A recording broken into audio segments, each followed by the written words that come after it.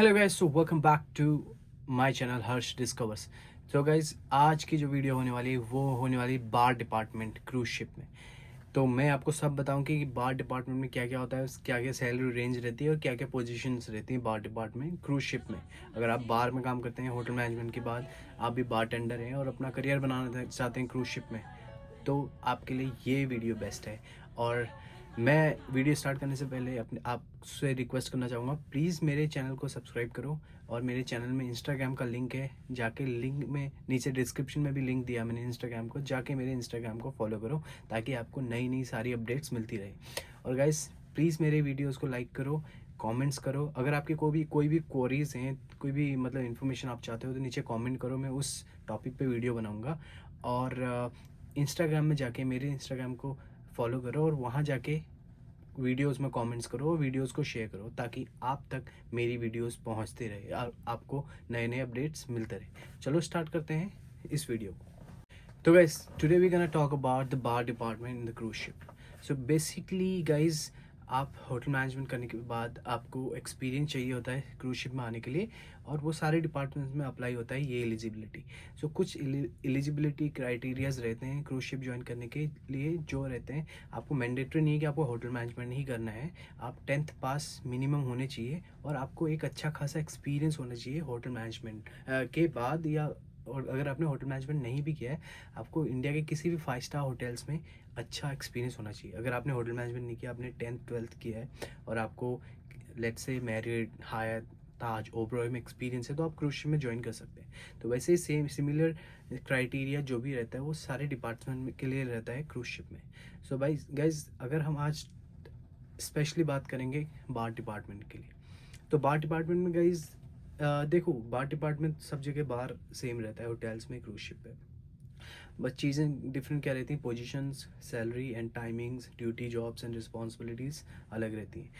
Guys, hotels में हम काम करते हैं और फिर हम क्रूज शिप में आते हैं तो हमें लगता है कि काम अलग है, चीज़ें अलग हैं।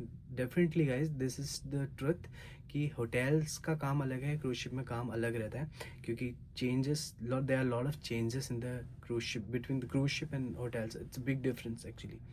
So in a cruise ship, if you're working in a bar, so their position starts from uh, pool steward, basically like kind of deck steward, and then bar utility, and then assistant bar waiter, then bar waiter, then the bartender, and then the head bartender or bar manager whatever. सो जो सबसे lower position में लोग आते हैं India से या कहीं Asian countries से, वो आते हैं deck steward. So basically deck steward का काम क्या रहता है, डेक स्टीवर्ड का काम रहता है पूल में जो सारी जो पूल चेयरें हैं उनका टेक केयर करना, और जो भी आसपास एम्प्टी ग्लासेस, बार जो गेस्ट ड्रिंक करता है तो उनको कलेक्ट करके बार में भेजना।